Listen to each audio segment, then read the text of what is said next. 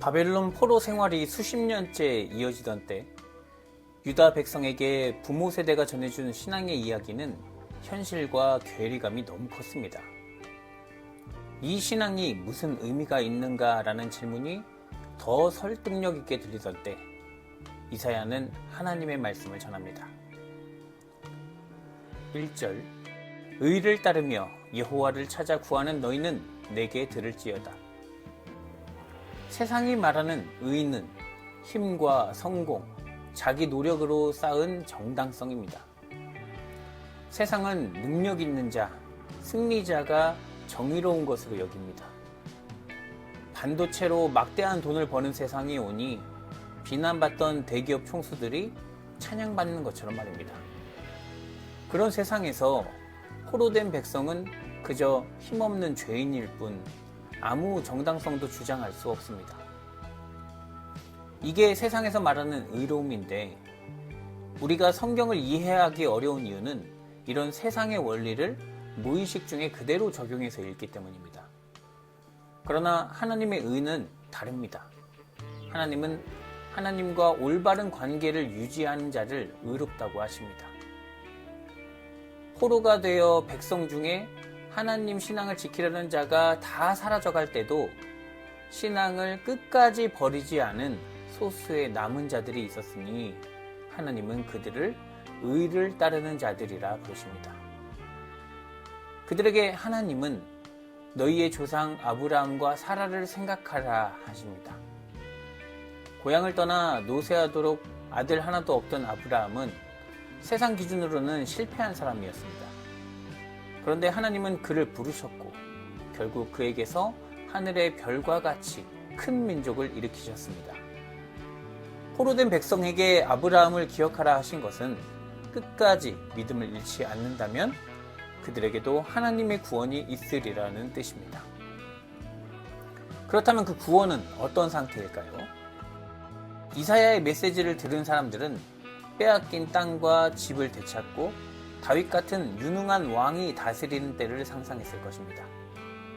그런데 하나님은 전혀 다른 것을 말씀하십니다.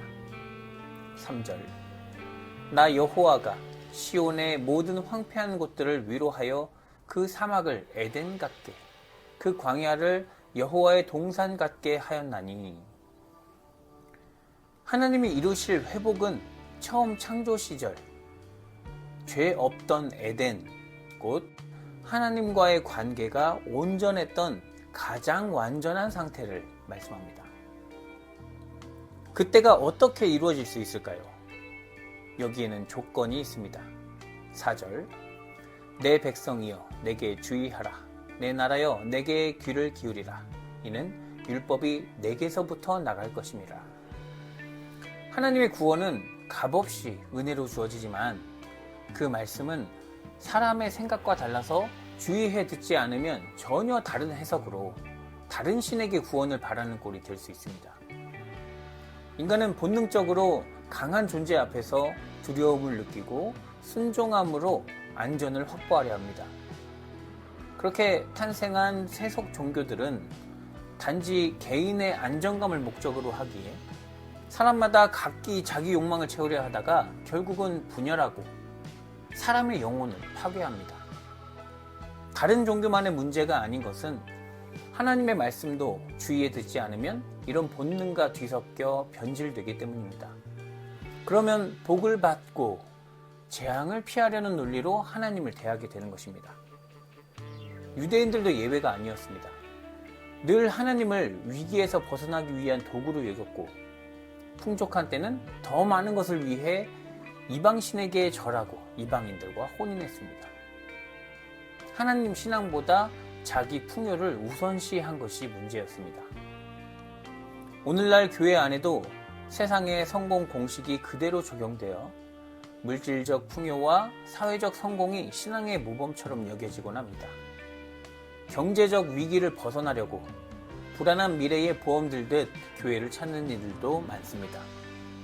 그러나 하나님의 구원은 그런 단기적 이익과는 차원이 다른 생명을 우리에게 선물합니다. 창조주와 연결되는 그 기쁨은 인간적 욕망의 해결과는 전혀 다른 것이기에 우리는 끝없이 말씀에 귀 기울일 수밖에 없습니다. 6절은 말합니다. 하늘이 연기같이 사라지고 땅이 옷같이 헤어지며 거기에 사는 자들이 하루살이같이 죽으려니와 나의 구원은 영원히 있고 나의 공의는 폐하여지지 아니하리라. 사람들이 영원하리라 믿고 의지하는 세상 모든 것이 결국 사라진다는 말씀입니다.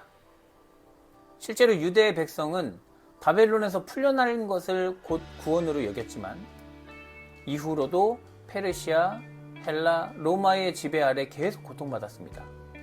완전한 것은 하나도 없었습니다. 그때마다 사람들은 잘못된 방식으로 하나님의 구원을 애타게 기다렸습니다. 이런 사람들을 불쌍히 여기신 하나님은 그의 아들을 세상에 보내셨습니다.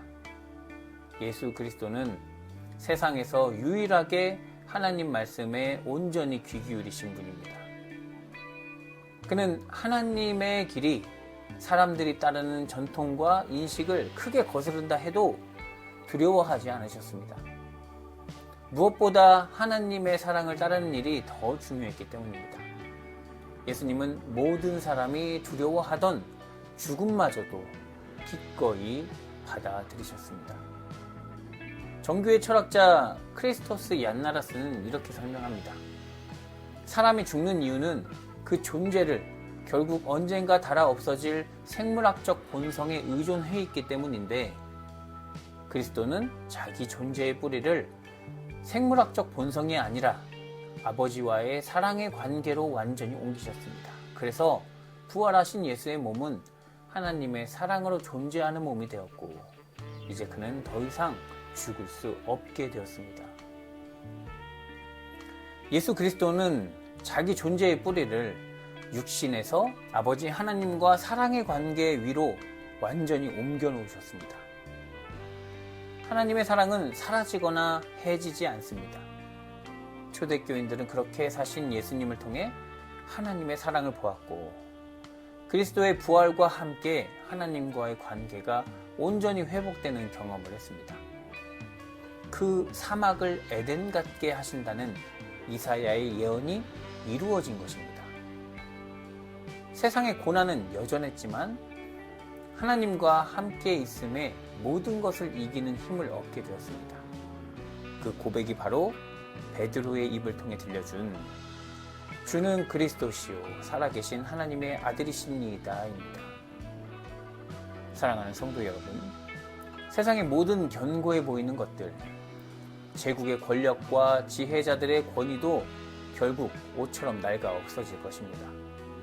그러나 예수 그리스도 안에서 보여주신 하나님의 사랑은 영원합니다.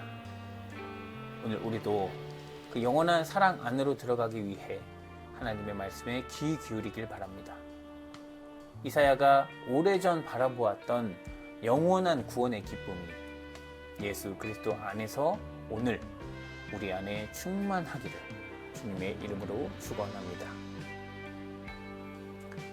사랑과 은혜의 주님, 바벨론의 포로된 백성처럼 세상의 거대한 힘과 위기 앞에 낙심하며 살아가는 우리를 불쌍히 여겨주시옵소서.